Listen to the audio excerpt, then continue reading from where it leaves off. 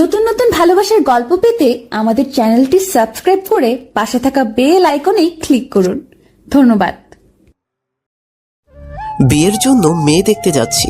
আসলে মেয়েটা আমার জন্যই দেখা হচ্ছে।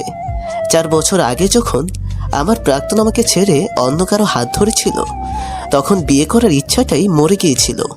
তবে পরিবারের চাপে 4 বছর তো বিয়ের কথাই এড়িয়ে গিয়েছি। তবে এখন আর পারছি না। তবে দেখতে গেলেই তো আর বিয়ে হচ্ছে না, এই বলে সান্ত্বনা দিয়ে তাদের হাসির সাথে মেতে উঠেছি। 3 বছর আগেই পড়াশোনা শেষ করেছি।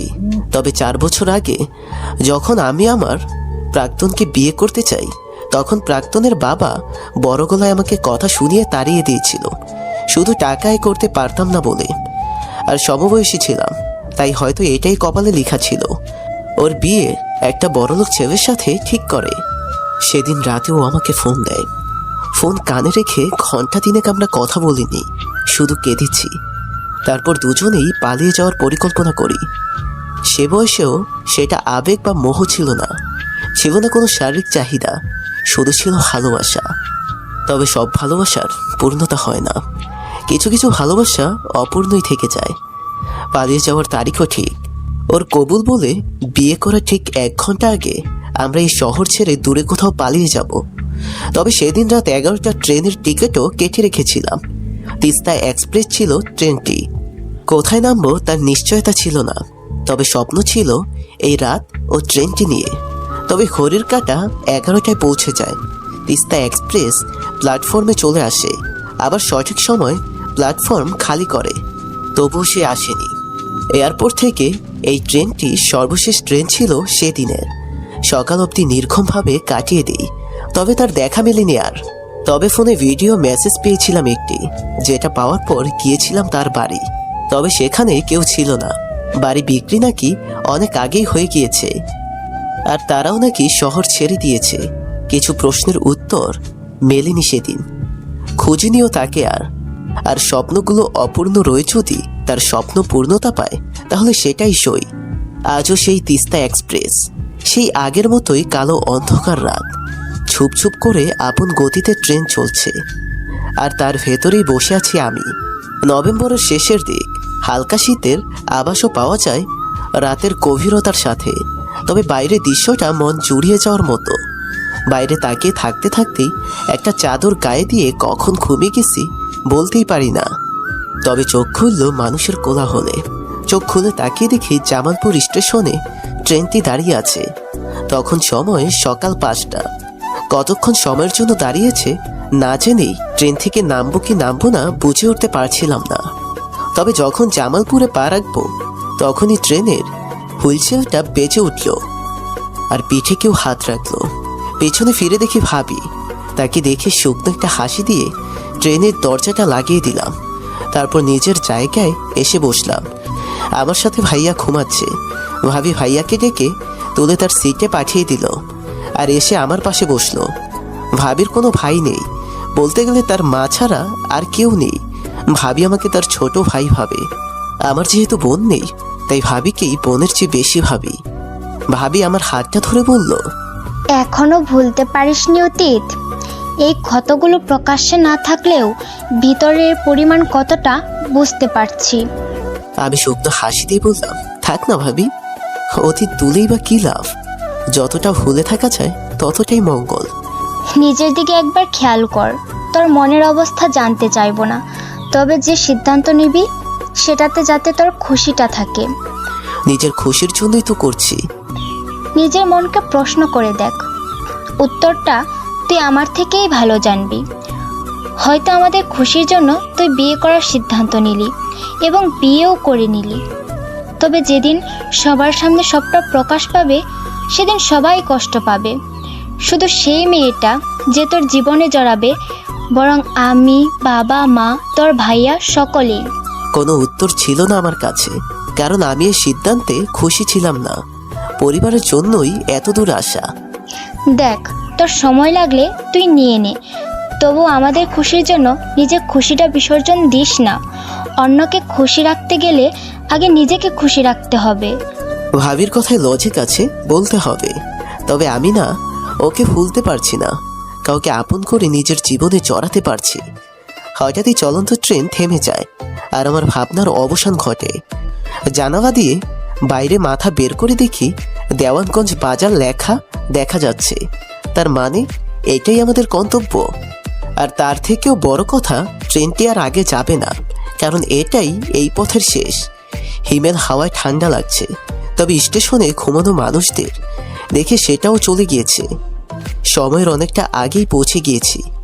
সবাই ব্যাগগুলো আমাকে দিয়ে নাস্তা করতে চলে গেল, কারণ জায়গাটা নতুন, কাউকে বিশ্বাস করা যায় না। তাই পরিপূর্ণভাবে আলো ফুটবার আগে স্টেশন ছাড়া যাবে না। আমি বসে বসে ফোন টিপছিলাম, তখনই একজন গর্ভবতী মহিলা এসে হাত পাতে আমার কাছে। সাহেব, আমার সন্তান পেটে, ভালো মতো কিছু খাইতে পারি না, যদি কিছু দিতেন। আমার নানা সবসময় একটা কথা বলতেন, যদি তোমার কাছে কেউ হাত পাতে তাহলে তাকে ফিরিয়ে দিও না। ওনার হাতে টাকা না থাকলেও উনি কাউকে খালি হাতে ফেরাতেন না। উনি সবসময় টাকা ভাঙতি করে চায়ের ডামে, বয়মের ভেতর ও নানা জায়গায় রেখে দিতেন। যখন কেউ এসে চাইতো তখন বের করে দিতেন। তাহলে এখন আমি বা একজন গর্ভবতী মহিলাকে কি করে ফিরিয়ে দেই? যখন 500 টাকার নোটটি বের করে তার হাতে দিব, তখন তার দিকে তাকাতেই নোটটি পড়ে যায়। সেও আমার দিকে বিস্ময় প্রকাশ করে। এতক্ষণ মাথা নিচে দেওয়ায় ও আবছা আলোয় চেহারা দেখতে পায়নি, তবে যখন দেখেছে সে সেখান থেকে উল্টো ঘুরে হাঁটতে থাকে। গর্ভবতী মহিলাকে দেখে আমার হৃদস্পন্দনের মাত্রাই বেরিয়ে যাচ্ছে, কারণ সে ছিল ছায়া, আমার প্রাক্তন। এভাবে তার সাথে দেখা হবে কল্পনাও করিনি। আর তাকে এই অবস্থায় দেখব সেটাও ভাবিনি কখনো। সে চলে যেতে নিলে তার হাতটা ধরে তাকে আমি আটকে ফেলি। মনের মাঝে হাজারো প্রশ্নের ঝড় উঠেছে। এই ঝড় সহজে থামবার নয়। কি হবে এখন বা আগে? তুমি অপরদিকে ঘুরে নিঃশব্দে কাঁদে, তবে একটা কথাও বলে না। আজও চুপ করে থাকবে? কেন আজও কিছু বলবে না?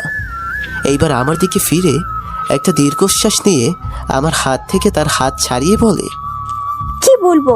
এখনো কি বলার মতো কিছু রয়েছে? আজও আমার থেকে শুনতে চাও? হ্যাঁ, শুধু আজ নয়, স্বপ্নটা শেষ নিঃশ্বাস অবধি বলার মতো দেখেছিলাম। তবে কেন? আমার মনে যে প্রশ্নের ঝড় বইছিল সেটা তো বন্ধ হয়ে গিয়েছিল। আজ আবারও সেই ঝড় তুলে কেন পালিয়ে যাচ্ছ? শান্ত গলায় আমার দিকে তাকিয়ে বলে, মাহিন, তোমার প্রশ্নের জবাব আমার কাছে নেই। আর কি বা বলবো আমি? আর কেনই বা তুমি বিশ্বাস করবে? আজ তোমায় বলতেই হবে যে সম্পর্ক পূর্ণতার জন্য তখন এত কিছু করেছিলে। কি এমন হয়েছিল যে তা অপূর্ণই রাখতে হলো? ছায়া, ছায়া, আজ তোমার মুখ খুলতেই হবে। আজও কি সেই সময় আছে? অনেকটা দেরি হয়ে গেল না প্রশ্নগুলো জিজ্ঞেস করার জন্য? 4 বছর কিন্তু কম সময় না মাহিন। 4 বছর না ছায়া, 4 বছর 5 মাস 27 দিন 8 ঘন্টা 35 মিনিট। সময়টা খুবই অল্প। দুজনেই একে অপরের দিকে তাকিয়ে নীরব দর্শক হয়ে যায়। ততক্ষণে পরিবারের সকলেই আবার স্টেশনের ভেতরে প্রবেশ করে। ও কথা না বলে পালিয়ে যেতে চেয়েছিল, কিন্তু আটকে নিয়েছি। তখনই আমার পরিবারের লোকেরা নাস্তা শেষ করে স্টেশনে ফিরে আমাকে প্রাক্তনের হাত ধরে থাকতে দেখে অবাক হয়ে যায়। দূর থেকে তারা চিনতে পারে না, তারা দূর থেকে অসহায় একজন মহিলা ভাবে। কিন্তু তারা যখনই কাছে আসে আস্তে আস্তে বিস্ময় হয়ে যায়, কারণ তারা হয়তো ছায়াকে এভাবে এই জায়গায় আশা করেনি। কে কি বলবে তা খুঁজে পাচ্ছে না। এত বছর পর এই অবস্থায় দেখে তারা আমার থেকেও বেশি অবাক হয়েছে। একটু ঝাঁঝালো কণ্ঠেই কথাটা বলল আমাকে, মাহিন, ও এখানে কেন? আর তুই বা ওর হাত ধরে আছিস কেন? হাতটা ছেড়ে দিন, না হয় আপনারই সমস্যা হবে। আমি এখন শুধু রাস্তার মেয়ে, আমার কোনো ঠিকানা নেই, আমি আর আগের ছায়া নেই। ওর এই কথায় ওর কষ্টটা স্পষ্ট ফুটে ওঠে, তবে সবার এর অর্থটা বোঝার ক্ষমতা নেই। আমি এখন কি করব, কোন দিকে হাঁটবো বুঝে উঠতে পারছি না, কারণ একদিকে পরিবার আবার আরেকদিকে প্রাক্তন। প্রশ্নগুলো ঝড় তুলে তুলপার করে ফেলতেছে। তবে কেন জানি আজ ছায়ার পাশে দাঁড়াতে খুব ইচ্ছে করছে। তবে মায়ের কড়া নির্দেশ যাতে করে হাতটা ছেড়ে দেই। তবে যে মানুষটি সেদিন এভাবে ছেড়ে গিয়েছিল, সব যোগাযোগ বন্ধ করে দিয়েছিল, শুধু একটু সুখের জন্য, তাহলে আজ তার এই অবস্থা কি করে? বিষয়টা আমাকে খুব ভাবাচ্ছে। ভাবনার জগতে ডুবে থাকার মাঝেই আবারও কানে ঝাঁঝালো কণ্ঠে ভেসে আসলো, তুই এখনো ওর হাত ধরে আছিস? তোকে আমি কি বললাম শুনতে পাসনি? আমি এখন আর হাত ধরে রাখতে পারিনি, হাতটা ছেড়ে দিয়েছি। কেনই বা ছাড়লাম, তাও অজানা আমার কাছে। জীবনের মোড়গুলো বড়ই অদ্ভুত। যেখানে সবটা শেষ হয়েছিল আজ সেখান থেকেই আবার শুরু হতে যাচ্ছে। তবে সব যেন গুলিয়ে যাচ্ছে। একটু রেগে বলল, আরে ওকে কি বলছিস? ওদের মতো মেয়ের লজ্জা শরম আছে নাকি? যদি থাকতো তাহলে এভাবে অসহায় সেজে গুজে আবার আমার ছেলের কাছে আসতো না। ছায়া চুপচাপ সব কথা শুনে যাচ্ছে। আমি যেন কিছুই বলতে গিয়েও বলতে পারলাম না, জানি না কেন। আমি আজ থেমে গেলাম, কিন্তু ছায়া ঠিকই আমাকে তার পাশে আশা করেছিল। তবে চুপ থাকতে দেখে সে নিরাশ হয়ে গেল। মনে মনে কথাগুলো নিজেকেই বলল, আর হয়তো তুমি আমাকে ভালোবাসো না। যদি বাসতে তাহলে অবশ্যই আমার অপমানগুলো এভাবে সহ্য করতে না।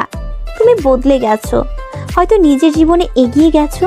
বিশ্বাস করো, আমি পারিনি বদলাতে, না এগিয়ে যেতে। আজকে পরিস্থিতি আমাকে এ পর্যায়ে দাঁড় করিয়েছে। তুমি যদি সবটা জানতে তাহলে হয়তো এভাবে চুপ করে দাঁড়িয়ে থাকতে না। তারপর চোখ বন্ধ করে একটা দীর্ঘশ্বাস নিল। তবে পরক্ষণেই এক ফোঁটা চোখের জল তার গাল বেয়ে নিচে পড়ল। রাগে একটা ধাক্কা দিয়ে, কান্নার অভিনয় করে আবার আমার ছেলের মন গোলাতে এসেছিস কালনাগিনী? দূর হ আমার চোখের সামনে থেকে। ধাক্কার তাল সামলাতে না পেরে ছায়া পড়ে যেতে নিলে আমি তাকে ধরে ফেলি। তাকে ধরার ইচ্ছা ছিল না, তবে এই অবস্থায় দেখে অনিচ্ছা থাকা সত্ত্বেও ধরে ফেলি। আপনাকে আমাকে ধরতে হবে না, মানুষের লাথি ও ধাক্কা খেয়ে বেঁচে আছি। এগুলো এখন আমার কাছে নতুন নয়। আমি জানতাম না আজ আপনারা এখানে আসবেন, আর অন্ধকার থাকায় চিনতেও পারিনি। যদি চিনতাম তাহলে সামনে যেতাম না। আসলে আমি অভাগী। ভালো থাকবেন, আমি এখন আসি। একদমে কথাগুলো বলে সে উল্টো দিকে হাঁটা শুরু করলো। জানি না কেন তার প্রত্যেকটা কথা আমার বুকে এসে গেঁথেছিল।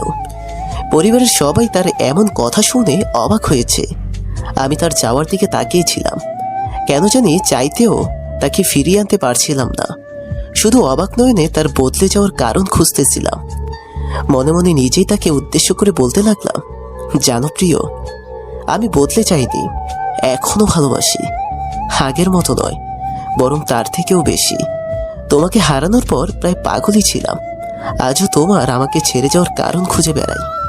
আজকে সবাই যখন তোমার কথা শোনাতে ব্যস্ত, তখন মনের মাঝে কিছু একটা সংশয়ের জন্য তোমার পাশে দাঁড়াতে পারিনি। তবে আমি বদলে যাইনি, বরং এখনো আগের থেকে অনেক বেশি ভালোবাসি। কেন সেদিন ওভাবে হারিয়েছিলে? কথাগুলো মনের ভেতরেই রয়ে গেল। চোখ বন্ধ করতেই যেন চোখের পানি বাদ পেরিয়ে যাওয়ার সুযোগ পেল। তবুও নিজেকে সামলে নিলাম। অনেকটা সময় নীরবতা বজায় ছিল আমাদের সবার মাঝে। কেউ কারো সাথে তেমন কোনো কথা বলতে ছিল না। এভাবেই রওনা দিলাম আত্মীয়দের বাড়ির উদ্দেশ্যে।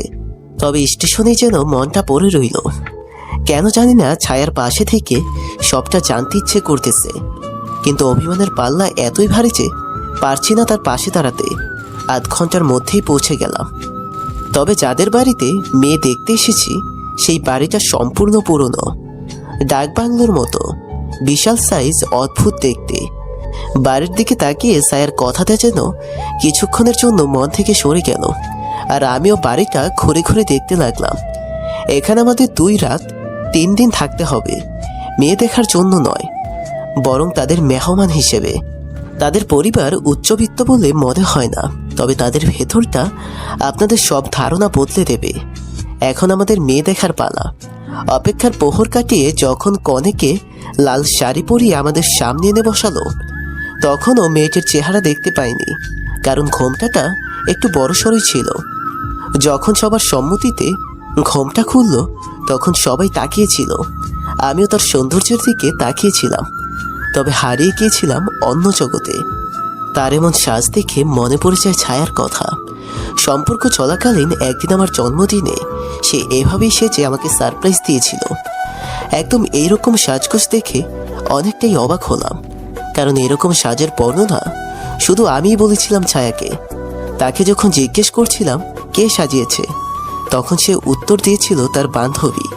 কিন্তু কোনোদিন তার বান্ধবীর সাথে আমার দেখা হয়নি, শুধু নামটা শুনেছিলাম, মরিয়ম। অদ্ভুত তাই না? হঠাৎই একটা প্রশ্নের সম্মুখীন হতে হলো আমায়। ভাবিনি সে করবে। হ্যাঁ, কনের ভেসে আসা মেয়েটি বলল, আপনার না এরকম সাজ পছন্দ, তাই তো এরকম সাজলাম। ভালো লাগেনি? আমার বিয়েতে তেমন কোনো ইন্টারেস্ট নেই, তাই তো কনের নামটা অজানা আমার কাছে। তার প্রশ্নের জবাবে আমি উল্টো প্রশ্ন করলাম। আমার প্রশ্নে পুরো পরিবেশ মহলই বদলে গেল। শান্তভাবে তার দিকে তাকিয়ে, আপনাকে কে সাজিয়েছে? সে কে? কি তার নাম? আমার এমন প্রশ্ন যেন তাদের মাথার উপর দিয়ে গেল। আর কনে সাজে থাকা উনি তো একদম বোকা হয়ে গেল। পেছন থেকে হালকা ধমক দিয়ে, কে সাজিয়েছে সেটা বড় কথা, নাকি ওকে কেমন লাগছে সেটা বড়? আমিও সোজাসাপটা উত্তর দিলাম, বর্তমানে আমার কাছে কে সাজিয়েছে সেটাই বড় কথা। আপনি বলেন, কে সাজিয়েছে আপনায়? কি নাম তার? আমার এমন অদ্ভুত কৌতূহলী আচরণে সবাই যেন বিরক্ত হয়ে গেল। বাড়ির লোক তো ভাবতেই আছে আজ মান সম্মান হয়তো সব শেষ। তবে সব কিছুর ঊর্ধ্বে সেই মেয়েটি আমাকে তার খোঁজ দিল যে তাকে সাজিয়েছে। তার নাম তো বলতে পারেনি, বরং মেয়েটি যে ঘরে আছে সে ঘর দেখিয়ে দিল। আমিও উঠে সেদিকে যাত্রা শুরু করলাম, কারণ মনের মাঝে হাজারো প্রশ্নের তোলপাড় চলছে। লাগছে যেন সবকিছু একই সূত্রে গাঁথা। পেছনে বাবা মা ভাই ভাবি সবাই ডেকেছে, কিন্তু আমার সেদিকে কোনো খেয়ালই ছিল না। সবকিছু তোয়াক্কা না করে সেই ঘরে নক করে যখন ঘরে প্রবেশ করলাম, ভেতরে গিয়ে আমি অনেকটাই অবাক হয়ে গেলাম। কারণ ভেতরে এমন কিছু দেখতে হবে তা আমার কল্পনাতেও ছিল না। কারণ যে মানুষটার চেহারা আমি কল্পনাতে এঁকেছি আর যাকে সামনে দেখছি, দুটোর মাঝে আকাশ পাতাল তফাৎ। ঘরের ভেতর 12 কিংবা 13 বছরের একটা মেয়ে রয়েছে। মেয়েটি এটা ওটা আঁকাআঁকি করতেছিল, তবে আমায় দেখে থেমে গেল। আমাকে দেখে মেয়েটি প্রশ্ন ছুড়ে দিল, আপনি এই ঘরে ভুলে চলে এসেছেন? আমায় দেখে একটু ইতস্তত হলো না, বরং শান্তভাবেই বলল। এমনভাবে কথাটা বলল যেন আমি তার পরিচিত কেউ। আমি নিজেকে শান্ত করে জবাবে বললাম, তুমি কি আমায় চেনো? আমাকে এভাবে দেখে ভয় বা বিরক্তির ছাপ কেন নেই তোমার চেহারায়? হ্যাঁ চিনি তো, আপনি তো লিলু আন্টিকে দেখতে এসেছেন। তাছাড়া চেহারা নিয়ে কিসব বলছেন বুঝতে পারছি না। তার মানে যাকে দেখতে এসেছি তার নাম নীলু, কিন্তু এখন তো এসব জানার বোঝার সময় নেই। তাই তাকে প্রশ্ন করলাম, তোমার নামটাই বা কি? তোমার আন্টিকে কে সাজিয়েছে? আমার নাম নিপা, আমিই তো সাজিয়েছি আন্টিকে। কেন, দেখতে খারাপ হয়েছে নাকি? নালিশ করতে এসেছেন? কি তুমি? এরকম করে সাজানো তোমায় কে শিখিয়েছে? আর আমার লাগবে সেটা কি করে জানলে? আমি আমার আম্মু থেকে শিখেছিলাম যখন ছোট ছিলাম।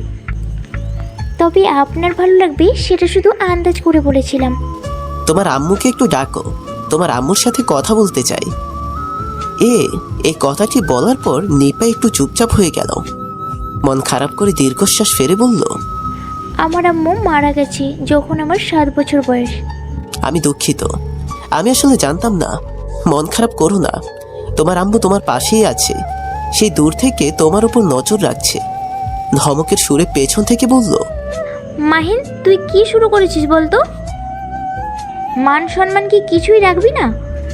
কে নাকি সাজিয়েছে তা দেখার জন্য এরকম একটা মহল থেকে সব ছেড়ে ছুড়ে চলে এলি? চল এখন আমার সাথে। কিছুই বলতে পারলাম না, কারণ এখানে তো আমি এসেছি লিলুকে দেখতে। পছন্দ হলে হয়তো তার সাথে বিয়েও দিয়ে দিবে। মায়ের এক কথা বকা শুনে তার পেছন পিছন হেঁটে আবারও সেই আগের অবস্থানে চলে আসলাম।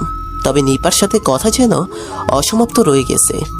আবার কথাবার্তা চলতে থাকে। এক পর্যায়ে তাদের কথাবার্তা শেষ হলে আমাদের দুজনকে একটি ঘরে আলাদাভাবে কথা বলতে পাঠায়। তবে লিলুর মুখ দেখে মনে হচ্ছে সে আমায় বিয়ে করতে রাজি। যদি এখনই করতে বলে তাহলে এখনই করে নিবে। বিষয়টা কেন যায় না সুবিধা ঠিকছে না। মিনিট 5 হয়ে গেছে, কেউ কথা বলছি না। সে হয়তো মেয়ে হয়ে আগে কিভাবে বলবে সেটা ভেবে চুপচাপ আছে, তবে আমি তো অতীত ভেবে নীরব হয়ে আছি। নীরবতা ভেঙে আমি বললাম, আচ্ছা একটা প্রশ্ন করি, যদি কিছু মনে না করেন তো? করেন। তবে কেন জানি মনে হচ্ছে প্রশ্নটা আমাদের সম্পর্কের বাইরে হবে। হতে পারে। সমস্যা নাই, বলেন। আচ্ছা, নিপা মেয়েটিকে কি হয় আপনাদের? মুচকি হেসে জবাব দিল, বলেছিলাম সম্পর্কে বাইরের প্রশ্নটাই করবেন, আর সেটাই হলো তো। তাহলে শুনুন, নিপার মানি 7 বছর আগেই মারা গেছে। নিপা থাকে তার নানার সাথে। এখানে এসেছে তার খালাকে খুঁজতে।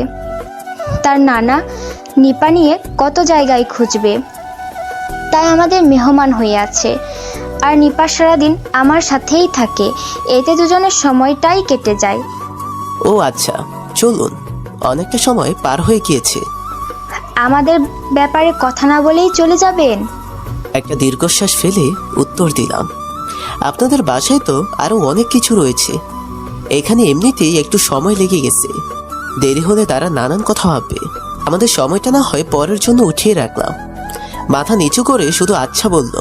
তারপর চলে আসলাম আবারও সেই বিরক্তিকর মহলে। দেখা দেখির সভা শেষ হওয়ার পর গ্রাম ঘুরে দেখার উসিলায় বেরিয়ে পড়লাম। গন্তব্য আমার দেওয়ানগঞ্জ বাজার স্টেশন। মিথ্যে বলার কারণটা খুঁজে পেলাম না। স্টেশনে পৌঁছে এদিক ওদিক দেখালাম। আবারও সেই করুণ দৃশ্য। সবেমাত্র ময়মনসিং থেকে ছেড়ে আসা ট্রেনটি থেমেছে। লোকজন নামতে ব্যস্ত, আর অন্যদিকে ছায়া প্রত্যেকের কাছে হাত ফেলাতে ব্যস্ত। কেন জানি নিজেকে সামলে রাখা কষ্টকর হচ্ছিল। তবু এক কদম এগিয়ে কিছু একটা মনে করে 3 কদম পিছিয়ে গেলাম। দূর থেকেই ছায়ার বিভিন্ন লোকের কাছে সামান্য খাবারের জন্য হাত পাতা দেখতেছিলাম। আমি কেন কিছু করতে পারছি না? কেন তার চোখের জল আমার সহ্য হচ্ছে? মনের কোনায় কতটুকু পরিমাণ অভিমান জমলে একটা মানুষ আমার মতো পাষাণ হতে পারে? হঠাৎই দেখলাম একটা হোটেলের পিচ্চি ছেলে। ছেলেটি সেখানে টেবিল মোছা ও গ্লাস ধোয়ার কাজ করে হয়তো। ছেলেটি এসে ছায়াকে সামান্য কিছু খাবার দিল, আর ছায়া সেটা মনের আনন্দে গ্রহণ করলো। অদ্ভুত নিষ্ঠুর পৃথিবী। বাইরে থেকে যতটা সুন্দর তা ভেতর থেকে ততটাই অসুন্দর। স্টেশনে এত মানুষ, কিন্তু কেউ কারো দিকে তাকে দেখার একটু সুযোগ নেই। যে যার মতো করে এগিয়ে যাচ্ছে। যাই হোক, আমি যে ছায়ার দিকে তাকিয়েছিলাম সেটা একজন বৃদ্ধ চাচা ঠিকই খেয়াল করছে। যখন তার দোকানের সামনে গিয়ে বসলাম তখন তার দোকান ফাঁকাই ছিল।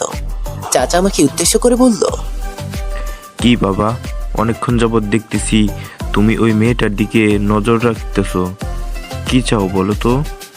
চাচা, আমি শুধু এটাই জানতে চাই যে মানুষটা এত শান্তিতে ছিল, তার এমন পরিণতি কেন? আর সেই স্টেশনেই বা কতদিন? এত কিছু জেনে তুমি কি করবা বাবা? মেয়েটির সাথে বাজে কিছু করার চিন্তা ভাবনা আছে নাকি? চাচা, যদি এতই নিষ্ঠুর মন হতো না আমার, তাহলে সেটা অনেক আগে করেই ফেলতাম। ওকে আমি আরো 9 বছর আগে থেকে চিনি। তাহলে সামনে যাও, কথা বলো ওর সাথে। এমন অবস্থায় ওর তো কাউকে প্রয়োজন। চাচা, একটি ঝড়ে ছিন্ন বিচ্ছিন্ন একটি মানুষ এত সহজেই কি সবটা বলবে? আমাকে সবটা খুঁজে বের করতে হবে। প্লিজ, জানলে বলেন না। তোমার কথায় কেন জানি হৃদয় পুরো অনুভূতি আসছে, তাই বলা যায় তোমায়। মেয়েটি অতীত সম্পর্কে আমার ধারণা নেই, কিন্তু 7 মাস আগেই মেয়েটি এখানে আসে। মেয়েটির অবস্থা খুবই করুণ ছিল। দেখে মনে হয়েছে খুব নির্যাতন চলেছে ওর উপর। ওকে জিজ্ঞেসও করেছিলাম, শুধু বলেছে টাকা দিয়ে সুখী করতে চেয়েছিল বাবা। হ্যাঁ, সুখে আছে অনেক। আমার মতো সুখী আর কেউ নেই।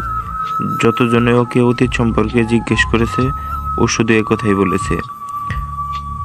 আর এই স্টেশনে তারপর থেকে ওকে সবাই পাগল বলে। আমি চাচার সাথে আর কথা বাড়াই না, উঠে হাঁটতে থাকি।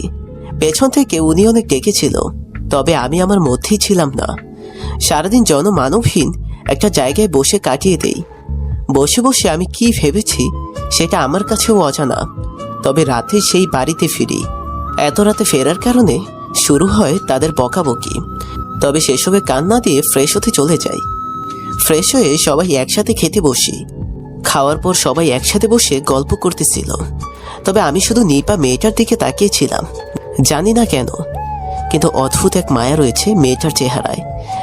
সবাই যার যার ঘরে ফিরবো, তখনই কেউ একজন বাড়িতে আসলো। রাত তো অনেক হয়েছে, এত রাতে আবার কে? সেখানে উপস্থিত আমি বাদে সবাই এমনভাবে গল্প করছে যেন এটা রোজকার মতোই। শুধু আমি অবাক হয়ে চেয়ে আছি শুধু দেখার জন্য কে এসেছে।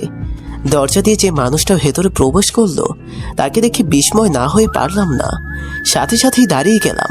ছায়ার বাবা, ভুল দেখছি না তো আমি? বারবার চোখ ডলে বিষয়টা বোঝার চেষ্টা করতেছিলাম, কিন্তু পরিবেশটা এতই শান্তই বা কি করে? কোনো প্রকার ঝড় আসার কি পূর্ব লক্ষণ এটা? আমি যতই না অবাক হয়েছি তার থেকেও বেশি ছায়ার বাবা অবাক হয়েছে। সেও বিশ্বাস করতে পারতেছে না যে আসলে আমিই বা এখানে কেন। আমাদের একে অপরের দিকে তাকিয়ে থাকার মাঝে নিপা মেয়েটা নানা ভাই বলে দৌড়ে গিয়ে জড়িয়ে ধরলো। বিষয়টা যেন আরো জটিল হয়ে পড়লো।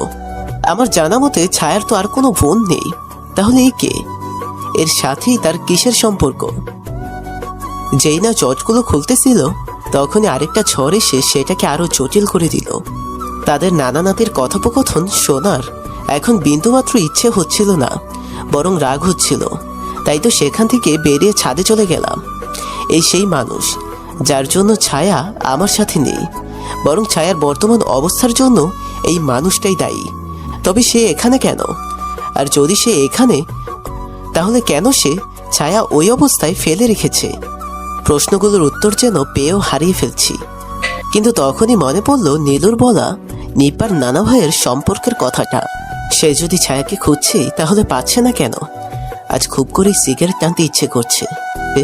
সে চলে যাওয়ার পরে কখনো ছুঁয়ে দেখিনি, আগে থেকেই খেতাম না, কিন্তু সে সম্পর্কে থাকা অবস্থায় বারবার বলেছে সিগারেট যেন না ছুঁই, যত কিছু হয়ে যাক। কিন্তু আজ তো না খেলে আমার শান্তি হবে না। এত টেনশন আর এত প্যাচ সব যেন মাথা গলিয়ে দিচ্ছে। তাই ছাদ থেকে নেমে বাড়ির বাইরে এক টন দোকানে চলে গেলাম। জীবনের প্রথম সিগারেট খেয়ে দেখব আসলে কি মানসিক শান্তি আসে, নাকি আজকে যে আমার মানসিক শান্তির খুব দরকার। টং দোকানের চাচার কাছে যেই না হাত বাড়িয়ে সিগারেট চেয়েছি, তখন সাথে সাথে আরও একজন ব্যক্তি হাত বাড়িয়ে সিগারেট চায়। অলৌকিক না লৌকিক জানা নেই, তবে সেটা ছায়ার বাবাই ছিল। তবে আমার জানা মতে ছায়ার বাবা কখনোই সিগারেট খায় না, আর যদিও খায় এত রাতে এভাবে বাইরে। তাকে দেখেও কোনো প্রকার কথা তার সাথে বলিনি। কেন বা বলবো? কোনো কারণ খুঁজে পাইনি। সিগারেট টান দেওয়ার সময় যখন কাশতেছিলাম তখন ছায়ার বাবা নিজে থেকেই বলে, আজ প্রথমবার, তাই আমিও বছরখানেক আগে এমন টেনশনে পড়ি, তারপর থেকেই শুরু করি। জবাবে কি বলবো জানা নেই আমার। তাই তার দিকে আর চোখে একবার তাকিয়ে আবার সিগারেট টানতে ব্যস্ত হয়ে পড়ি। তুমি অনেক কিছু থেকে অজানা।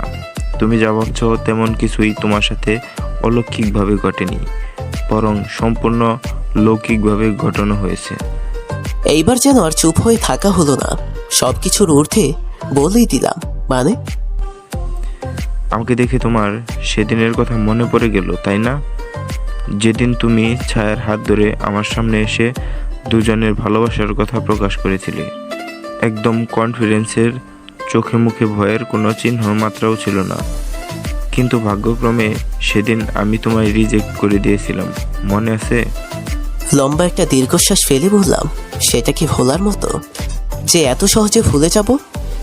সেদিন যদি আপনি হ্যাঁ করতেন তাহলে আজকে হয়তো এরকম কিছু হতো না। ছায়ার বাবা একটু হাসে, তবে তার হাসির কারণ খুঁজে পেলাম না। তোমার মনে আছে কিনা জানি না, তবে তোমাকে আমার সাথে কথা বলতে বলার আগে ছায়া একদিন তোমার সাথে যোগাযোগ করেনি। তুমি বারবার ফোন দিয়েছো, সে রিজেক্ট করেছে। এক পর্যায়ে সে ফোন বন্ধ করে রাখে, মনে পড়ে? অবাক দৃষ্টিতে তার দিকে তাকিয়ে বলি, আপনি কি করে জানলেন? তুমি বোকা ছিলে জানতাম, তবে এতটা বোকা বুঝতে পারিনি। একটু রেগে কি বলতে যাচ্ছেন? সেদিন ছায়া তার বর্তমান স্বামীকে দেখা করতে নিয়ে এসেছিল, আর তোমার ব্যাপারে সবটা বলেছিল। কি?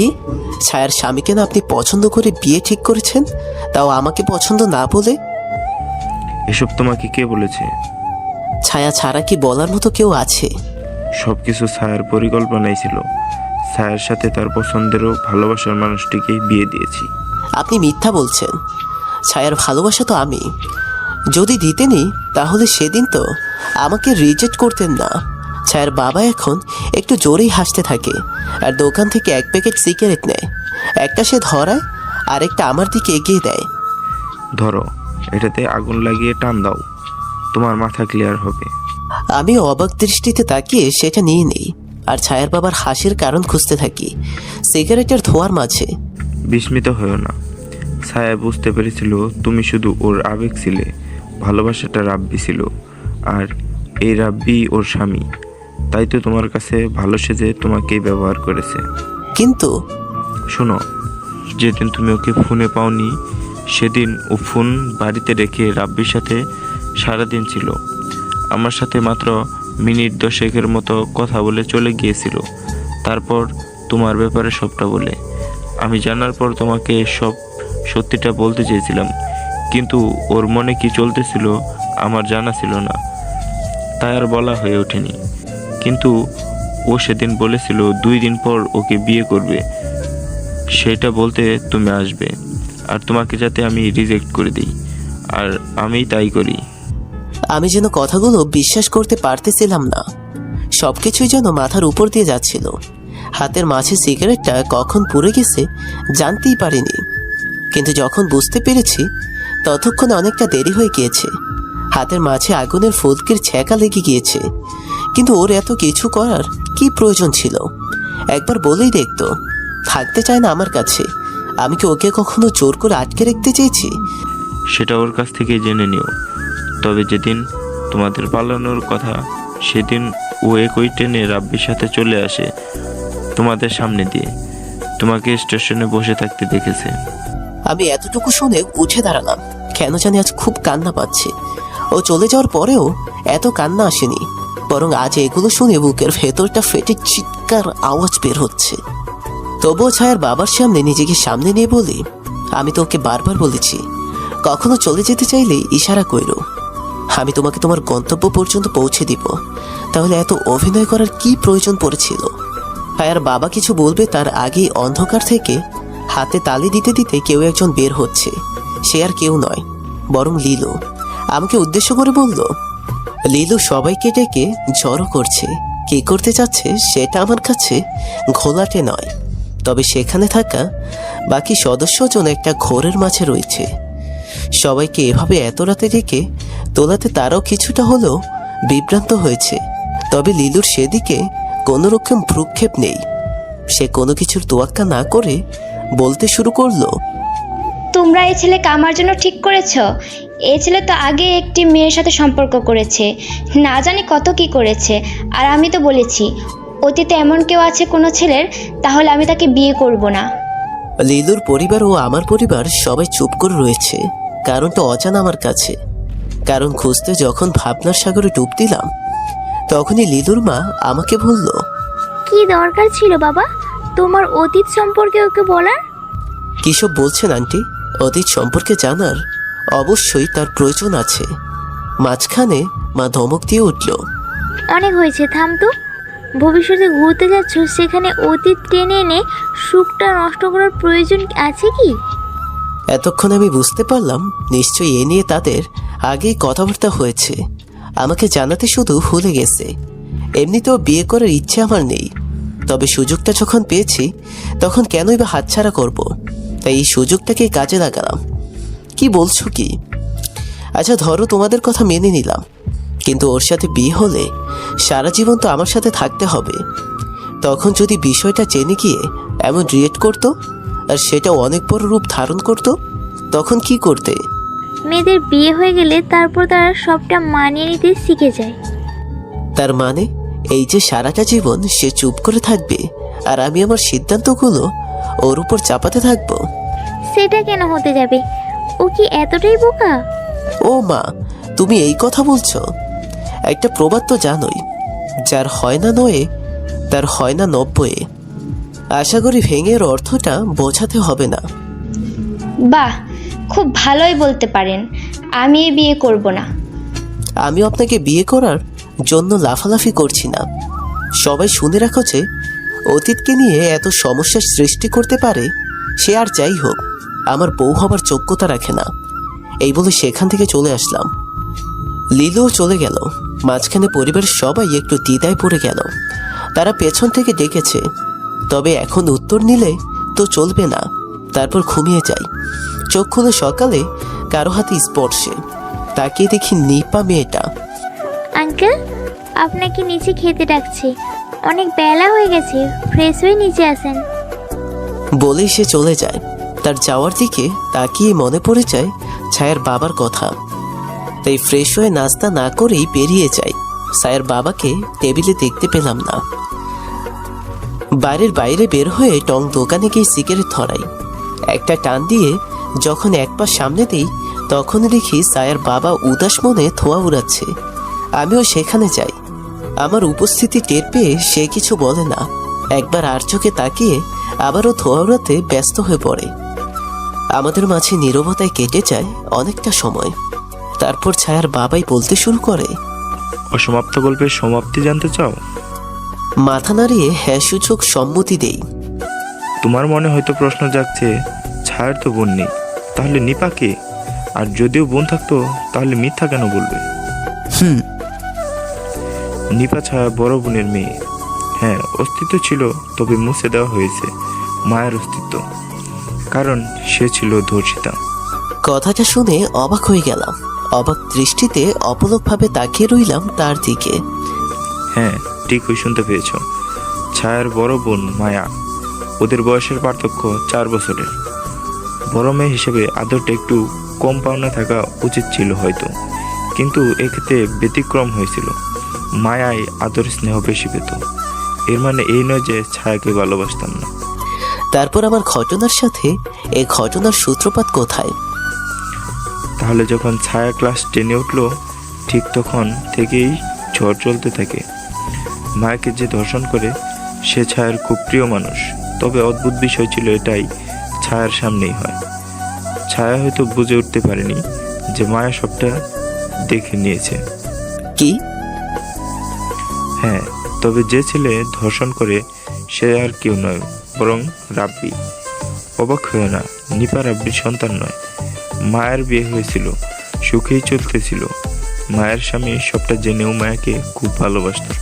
তবে নিপার জন্মের 7 বছর পর এক অ্যাক্সিডেন্টে দুজনে মারা যায়। কিন্তু ছায়া এত সব কেন করলো? মায়া বা ছায়া এদের মধ্যে কাউকে কি পালক হিসেবে এনেছিলেন নাকি? কথাগুলো তোমার কাছে গল্প মনে হচ্ছে, তবে ছায়ার এমন হয়ে ওঠার পেছনে কিছুটা আমাদেরও দোষ রয়েছে। আমরা ওদের দুজনের মধ্যে মেধার পার্থক্য বের করতে গিয়ে ছায়াকে দূরে ঠেলে দিই, যা অজান্তেই হয়ে যায়। আর ছায়াও এরকমভাবে বেড়ে ওঠে। তবে আমার কাছে এখনো অজানা রয়ে গেল, কেনই বা সে আমার সাথে এমনটা করলো? সেই শুরু থেকে এমন একজন খুঁজতেছিল যে তার মতো হবে একদম, কিন্তু সেরকম খুঁজতে গিয়ে সে তোমার প্রেমে পড়ে যায়। তোমার প্রেমে থাকা অবস্থায় তার মধ্যে কিছু পরিবর্তন আনে, কিন্তু তোমাদের ঝগড়াটা বিষয়টা বিগড়ে যায়। কিভাবে? ছায়া ও রাব্বি একে অপরকে ভালোবাসত না, বরং তাদের কথাবার্তা ও চেহারায় আকৃষ্ট ছিল, যা শুরু থেকে ছিল না। বরং তোমাদের সম্পর্ক যখন একটা বড় ঝড় যায় আর 2 দিন কথা ছাড়া ছিলে, তখনই আবারও রাব্বি ফিরে আসে ছায়ার জীবনে। আবারও ছায়ার বাবা বলতে শুরু করে, তুমি যখন কক্সবাজার ঘুরতে গেলে পরিবারের সাথে, 15 দিনের দূরত্ব, আজ তোমরা কত দূর রেখেছ?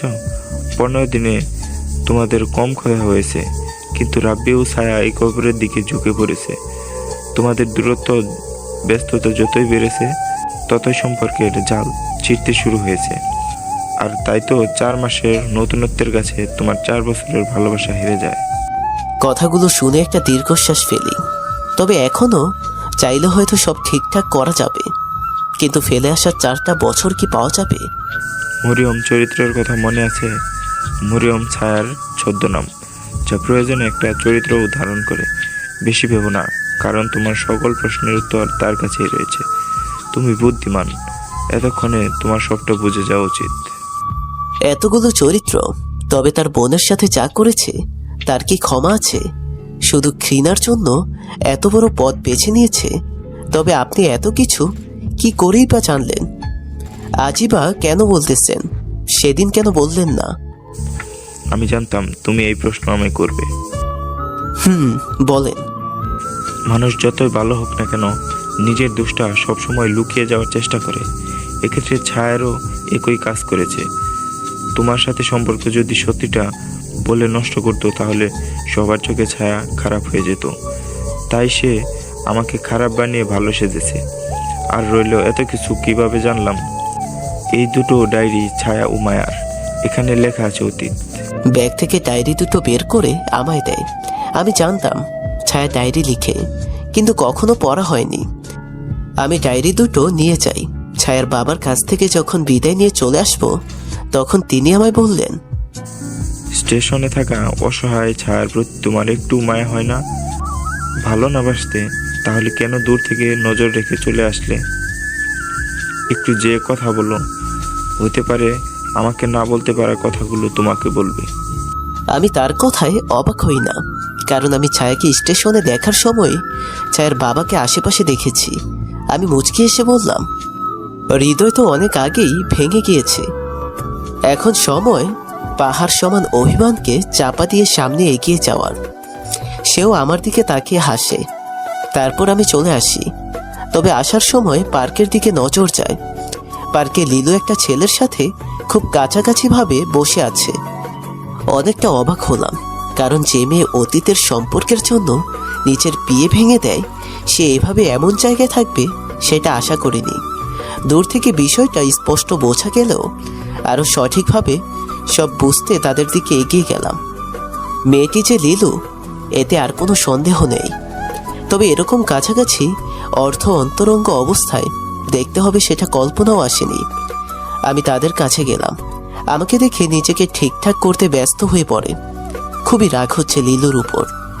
যদি ওর বয়ফ্রেন্ড ছিল তাহলে বিয়েতে রাজি হওয়ার নাটক করে কেনই বা রাতে হাঙ্গামা করে বিয়ে ভেঙে দিল? যদি তার জীবনে কেউ ছিল তাহলে এত নাটকীয়তার কি প্রয়োজন ছিল? নিজেকে সামলে ভাঙা গলায় বলল, আপনি এখানে? কেন, আশা করেননি হয়তো? না মানে আসলে হয়েছে কি, আর তাকে কিছু বলার সুযোগ দেইনি। আমি বলতে থাকি, অতীতের সম্পর্কে জেনে ছিচি করা মেয়েটাই আজই তার বর্তমানের সাথে দেখব কল্পনাও করিনি। কাল রাতে বড় বড় গলায় অনেক কিছুই তো বললেন, তাহলে সেই নীতি বাক্যগুলো আজ কোথায়? এভাবে রাস্তায় দাঁড়িয়ে কেন ইজ্জত বিলিয়ে দিচ্ছেন? লিলু লিলু কিছুটা ভয়ার্ত দৃষ্টিতে তাকিয়ে শান্ত গলায় আমার দিকে তাকিয়ে বলে, আপনি বসুন, আমি আপনাকে সবটা বুঝিয়ে বলছি। প্লিজ এখানে ঝামেলা বাঁধিয়ে লোক জড়ো করবেন না, প্লিজ। মেয়েটার করুণ চেহারার কাছে কিছু বলতে গিয়েও বলতে পারেনি। তবে কঠিন সুরে বলি, কি বলবেন বলেন তাড়াতাড়ি। আপনার হাতে প্রচুর সময় থাকতে পারে, কিন্তু আমার হাতে নেই। লিলু একটা দীর্ঘশ্বাস ছেড়ে বলতে শুরু করে, ওর নাম রিফাত। পড়াশোনা শেষ করেছে 2 বছর হলো, কিন্তু চাকরি পাচ্ছে না, তাই বাসায় জানাতে পারছি না। তাই তো প্রতিবারই কোনো না কোনো উপায়ে সবাইকে না করে দেই। আপনার বেলায় শুধু প্রাক্তনের কথা বলে সব শেষ করিনি, বরং এরকম অনেকের সাথেই করেছি, শুধু সম্পর্ক টিকিয়ে রাখার জন্য। বাহ, খুব ভালো পারেন আপনারা। নিজের করা দোষগুলো অন্যের উপর চাপিয়ে নিজে ভালো সেজে নিজের স্বার্থটা ঠিকই হাসিল করতে পারেন। খুব তো কাল রাতেই বললেন আমি কত কিছুই না করেছি প্রাক্তনের সাথে, কিন্তু আপনার এই বর্তমান দেখে বুঝতে পারছি যে আপনার কাজগুলোই আপনি কালকে রাতে প্রকাশ করেছেন, তবে সেগুলো আমার উপর চাপিয়েছেন। প্লিজ আমাকে ক্ষমা করে দিন, এসব বিষয়ে কাউকে কিছু জানিয়েন না দয়া করে। ভালোবাসার মাঝে যে ছেলে শারীরিক চাহিদা খুঁজে সে কখনোই আপনাকে ভালোবাসে না, বরং আপনার চেহারা ও দৈহিক গঠনটাকেই ভোগ করতে চায়। না জেনে কারো সম্পর্কে উল্টাপাল্টা মন্তব্য করবেন না। আমি না হয় কাল রাতে সব দোষ আপনার উপর চাপিয়ে ভুল করেছি, কিন্তু এখন যে কথাগুলো আপনি বলতেছেন সেগুলো কি ঠিক হচ্ছে? আচ্ছা ঠিক আছে, আমি এতক্ষণ যা বলেছি সবটা ভুল বলেছি, কিন্তু এত মিথ্যাচার দিয়ে সম্পর্ক ঠেকে রেখে কি এগিয়ে যেতে পারবেন? তাহলে কি করব? এখন তো কেউই আমাদের মেনে নেবে না। কিন্তু একবারও কি চেষ্টা করেছেন? চেষ্টা না করেই হার মেনে নিয়েছেন। নিজেকে হারিয়ে শুধু মিথ্যাচার সৃষ্টি করেছেন না, বরং আপনার সাথে জড়িত থাকা প্রত্যেকটা মানুষের মন ভেঙে দিয়েছেন। তাহলে এখন উপায়? আপনারা বিয়ে করেন, বাকিটা আপনি আপনাদের বাড়িতে সামলে নিব। বিয়ে না করলে হয়তো এখন কাউকেই মানাতে পারবেন না। কিন্তু এটা কি ঝটপট সম্ভব? একজন উকিল দরকার, সাথে সার্টিফিকেট। সময় তো লেগেই যাবে।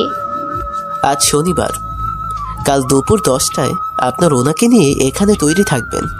আপনাদের রেজিস্ট্রি বিয়ে কিভাবে দিতে হয় সেটা আমি ব্যবস্থা করে দিব। কথাটা শোনার পর অনেকটাই খুশি হয়েছে লিলু। সে খুশি হয়ে প্রায় আমাকে জড়িয়ে নিতে চেয়েছিল, কিন্তু কোনো এক দ্বিধায় আটকে গেছে। তারপর তাদের বিয়ের প্রয়োজনীয় সব কিছু বলে স্টেশনের উদ্দেশ্যে রওনা দেই।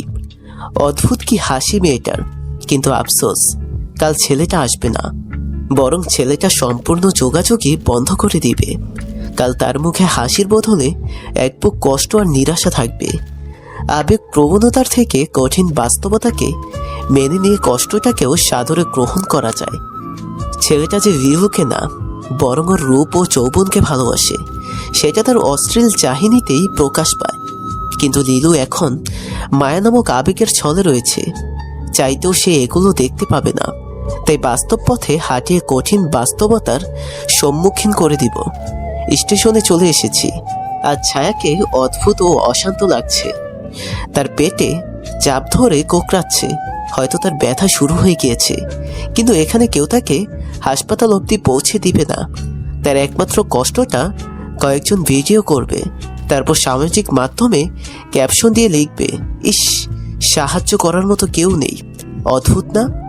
অদ্ভুত হলেও এটাই বাস্তবতা। চাইলেও কেউ করতে চায় না, কারণ কারো কাপড় ময়লা হয়ে যাওয়ার ভয়, কারো শরীরে দুর্গন্ধ লেগে যাওয়ার ভয়। কেউ তো এই ময়লাওয়ালা মানুষকে ঘৃণাই করে, তাই তো কেউ আগ বাড়িয়ে চায় না। আমি তাকে উঠিয়ে নিয়ে হাসপাতালে রওনা দিলাম।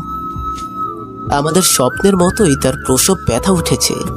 তাকে আমি হাসপাতালে নিয়ে যাচ্ছি, আর সে আমার হাতটা শক্ত করে ধরে রেখেছে। আজও স্বপ্নের ব্যতিক্রম হয়নি, বরং সেটাই হয়েছে যেটা একদিন বটগাছের নিচে বসে দুজন কল্পনায় গেঁথেছিলাম। তবে আজ বাচ্চাটা অন্য কারো, আর সেই মানুষটাও অন্যের স্ত্রী। হাসপাতালে সঠিক সময়ে পৌঁছে গেলেও বিপত্তি হয় যখন তারা হাসপাতালে ছায়াকে ভর্তি করাতে অস্বীকার করে। কারণ জানতে চাইলে বলে, অমন অপরিষ্কার ও ফকির মিসকিনদের হাসপাতালে ভর্তি করলে নাকি হাসপাতালের পরিবেশ নষ্ট হবে, আর হাসপাতালে রেপুটেশন নাকি খারাপ হবে। অদ্ভুত এমন কথা শুনে রাগ যে কারো উঠবে।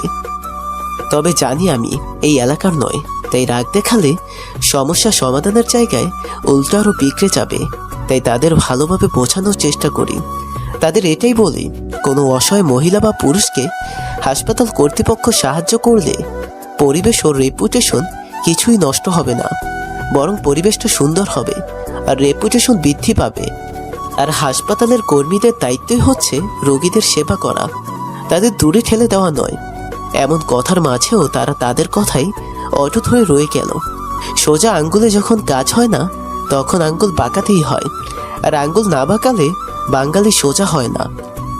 আমি আমার বন্ধু যে পুলিশ কমিশনার, তাকে ফোন দেই। তার আপন মামাই হচ্ছে আইনমন্ত্রী, তাই বিষয়টা আমার জন্য শুরু থেকেই সহজ হবে। তবে আগে সোজা আঙ্গুল চেষ্টা করে দেখলাম, নয়তো পরে নানা রকম বাহানা করবে। বন্ধুকে সবটা খুলে বলার পর এলাকার এসপি মিনিট 20 মধ্যে হাজির হয়। তারপর আর কি, যা হবার তাই হয়। স্যার বলতে বলতে সকল কার্যক্রম শুরু করে। তবে এতটা সময় প্রিয় মানুষের ব্যথাগুলো অনুভব করতে পেরেছি। অফিসারকে ধন্যবাদ জানাই। সে আমাকে তার ব্যক্তিগত নাম্বার এবং কোনো সমস্যা হলে তাকে জানাতে বলে। তারপর সে বিদায় নেয়। খুব ইচ্ছে তাকে যখন ওটিতে নিয়ে যাবে, তখন ডাক্তারকে রিকোয়েস্ট করে আমিও ভেতরে যাব। যখন বাচ্চার আগমন ঘটবে, তখন তার হাতটা শক্ত করে ধরে রাখবো। এমন ভাবনার মাঝেই নার্স এসে এবি পজিটিভ রক্তের প্রয়োজন, তাও 4 ব্যাগ রক্তের প্রয়োজন। হাসপাতালের ব্যাংকে 2 ব্যাগ রয়েছে, তবে এখনও আরও 2 ব্যাগ প্রয়োজন। আমিও কোনো না কোনো উপায়ে সামাজিক যোগাযোগ মাধ্যম থেকে একজনকে পেলাম, যে কিনা রক্ত দিতে চায় স্ব ইচ্ছায়। রক্তের উৎস তো পেয়ে গেলাম, এখন শুধু অপেক্ষা করার পালা। বসে বসে ভাবতেছিলাম ছায়ের বাবার কাছে খবরটা পৌঁছাবো কিনা, কিন্তু ইতিমধ্যে সেও এসে হাজির হয়। অবাক হওয়ার কিছু নেই, কারণ সে এত কিছু জানে।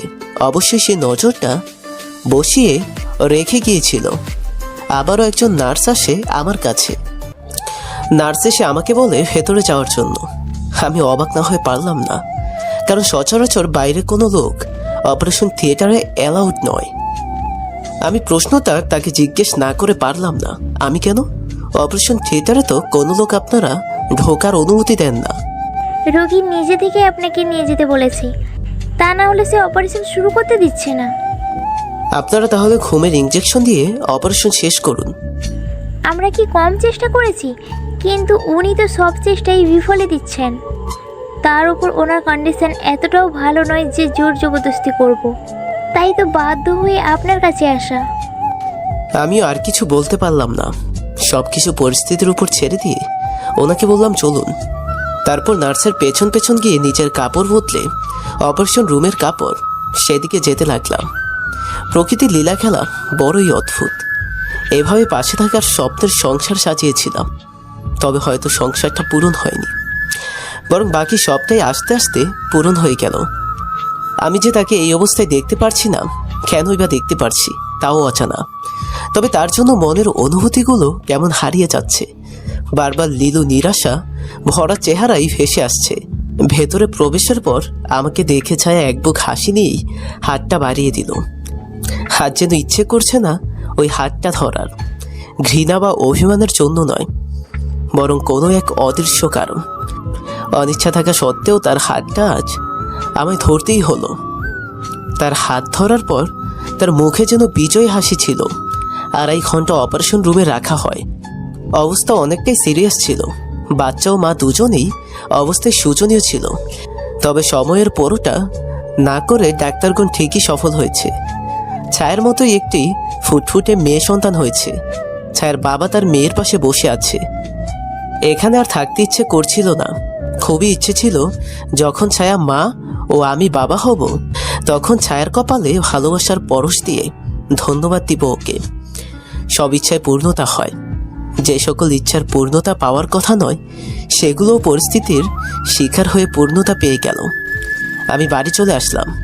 বাড়িতে আসার পর সবাই কাল রাতের বিষয়টা নিয়ে কথা বলতে আসে আমার ঘরে।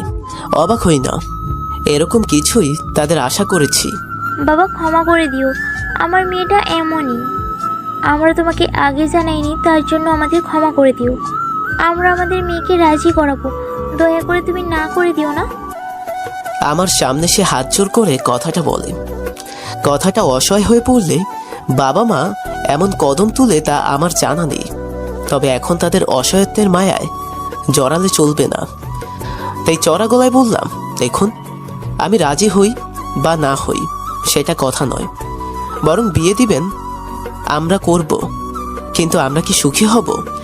বিয়ের পর সবটাই ঠিক হয়ে যাবে, প্রয়োজন শুধু একটু সময়ের। আপনার কথা সম্পূর্ণ যুক্তিযুক্ত, তবে লিলুর পছন্দ অন্য কেউ, আমি নই। সেখানে আমার সাথে তাকে বেঁধে দেওয়া ঠিক হবে কি? কি? কিন্তু এতবার করে জিজ্ঞাসা করার পরও তো আমাদের কিছুই বলেনি। বিষয়টা শুনে অবাক হচ্ছেন? ছেলে বেকার, তাই মানবেন না বলে জানাইনি। আর কালকে আমি ওদের রেজিস্ট্রি অফিসে বিয়ে দিব। ওর এত বড় সাহস, ও না জানিয়ে একটা বেকার ছেলেকে বিয়ে করবে? আজকে সব কিছুর হিসাব ওর থেকে নিতেই হবে। এটা তো মানা যায় না যে মেয়ের অতিথি কেউ আছে বলে এত বিয়ে ভেঙে দিল। আজ তারই সত্যিটা এভাবে সামনে এলো। দেখুন, শান্ত হন। কি শান্ত হব?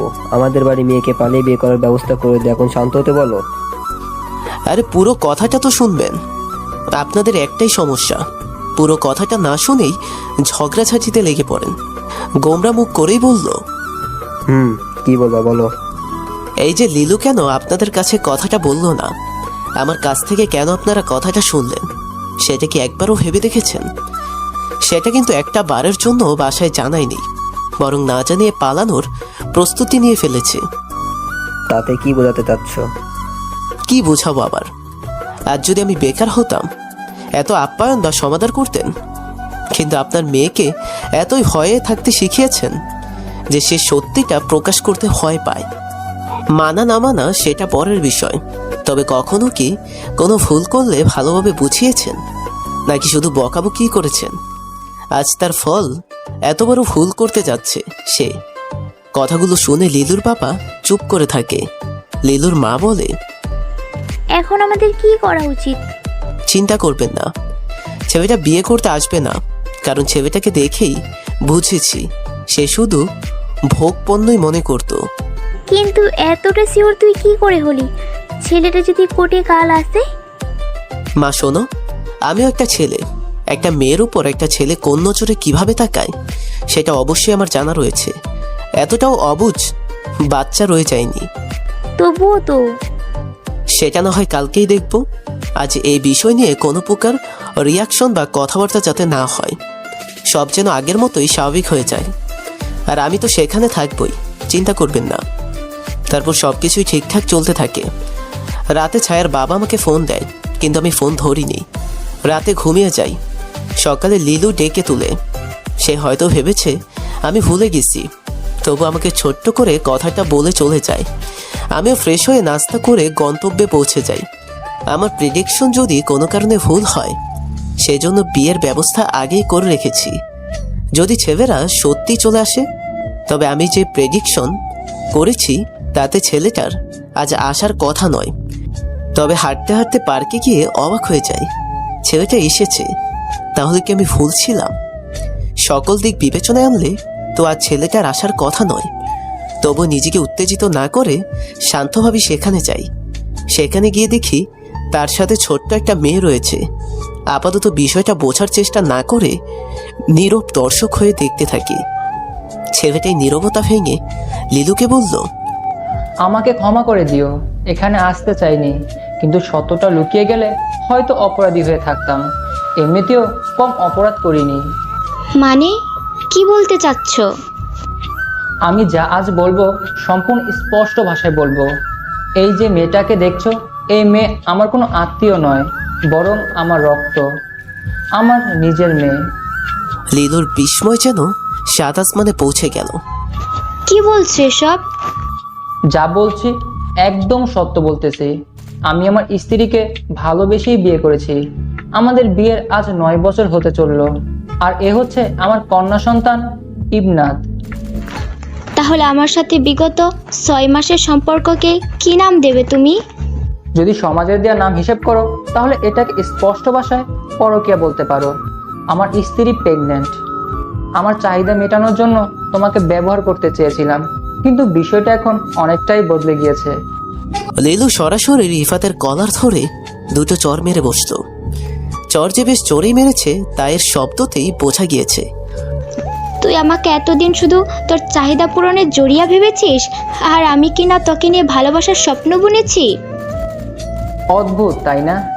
আমিও আবেগে ছিলাম, বিয়ে করেও ভোগ করতে চেয়েছিলাম, কিন্তু আজ রাতেই ভালোবাসার মর্যাদার জন্য আমরা পালিয়েছিলাম।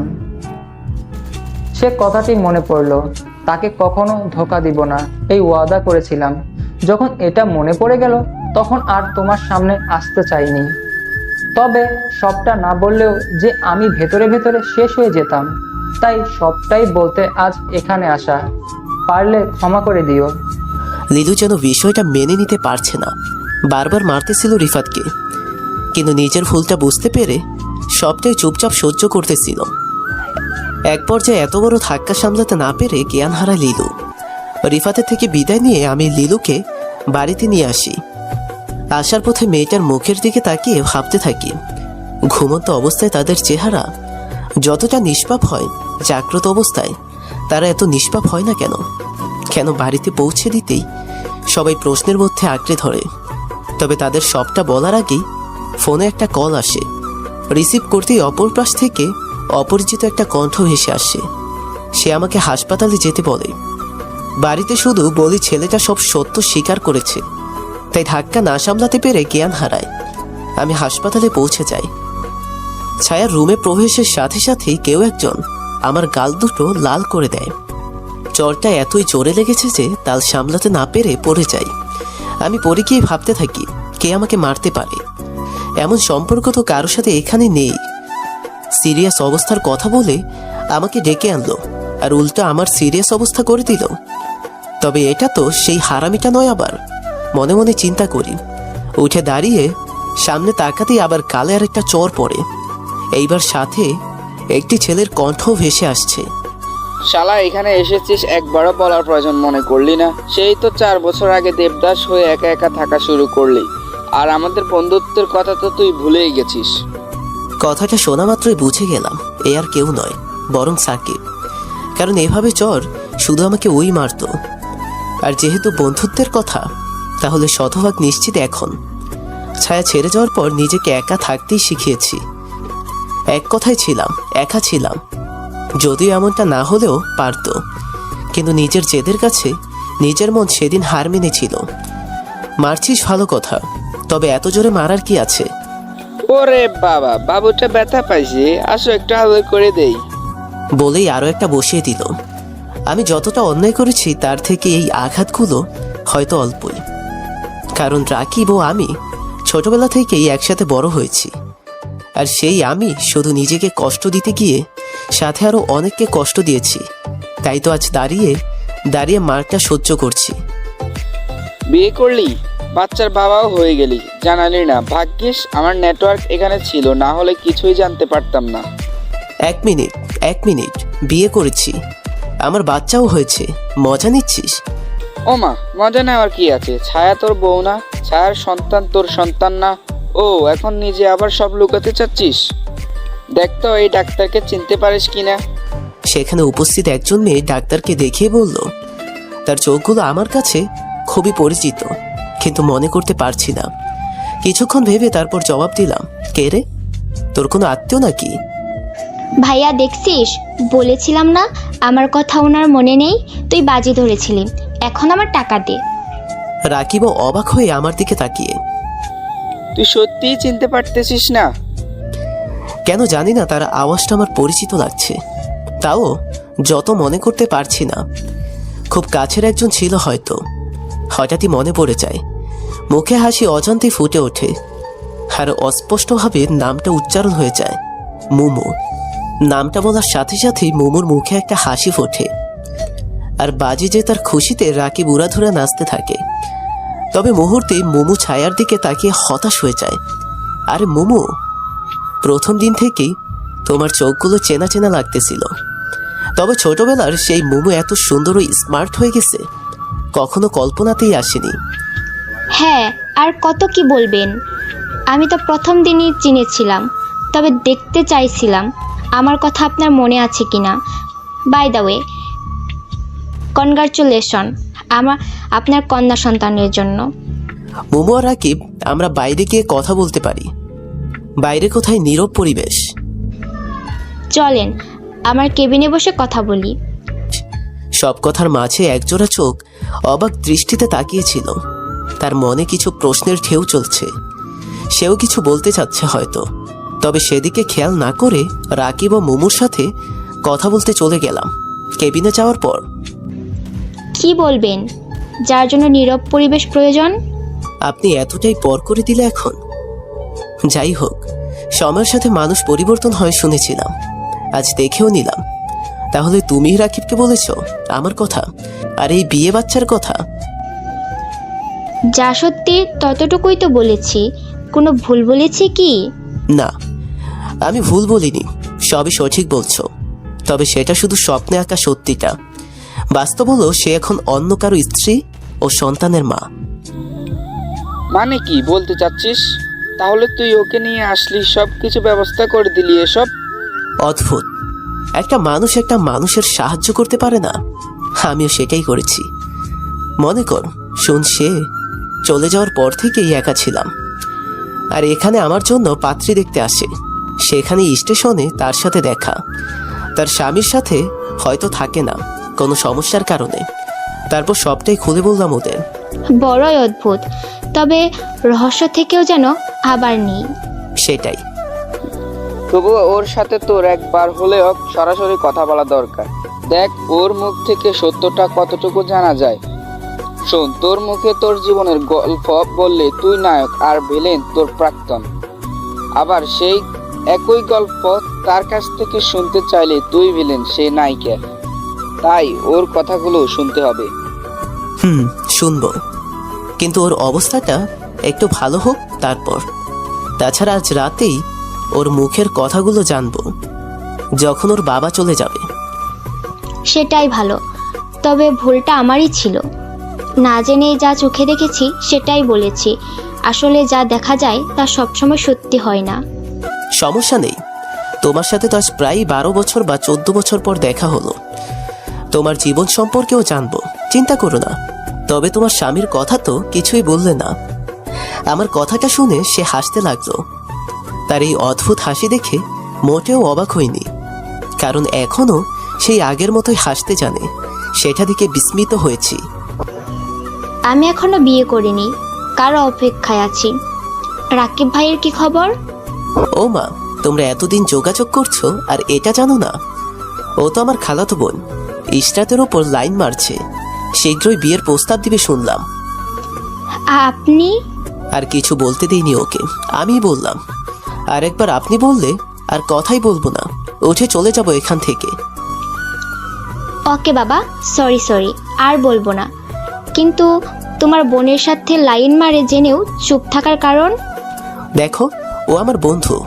ওরা যখন একে অপরের প্রতি দুর্বল হতে থাকে তখন ও ইসরাতের সাথে যোগাযোগ বন্ধ করে দেয়, কারণ ইসরাত আমার বোন। আর ও জানে বিষয়টা এগিয়ে নিয়ে গেলে হয়তো বন্ধুত্ব নষ্ট হবে। ও যদি খারাপ হতো তাহলে এতদিন হাত পা ভেঙে দিতাম। সেটাও কথা। তারপর পুরাতন সবার সাথে অনেকক্ষণ আড্ডা দেই। দিতে দিতে বিকেল হয়ে যায়। ছায়া মোটামুটি সুস্থ, তাই আমি ওর সাথে কথা বলার সিদ্ধান্ত নেই। আর মোমোর সাথে মোমোদের বাসায় যায় রাকিব। আমি ছায়ার কাছে যাওয়ার জন্য হাঁটতে থাকি। মোমো আর রাকিব দুজনেই আমার ছোটবেলার বন্ধু, যদিও মোমো আমাদের বয়স ও ক্লাসের দিক থেকে ছোট ছিল। তবে আমাদের তিনজনের আন্ডারস্ট্যান্ডিং খুব ভালো ছিল। ষষ্ঠ শ্রেণীতে থাকার সময়ই মোমোর বাবার চাকরির জন্য ওরা চলে যায়।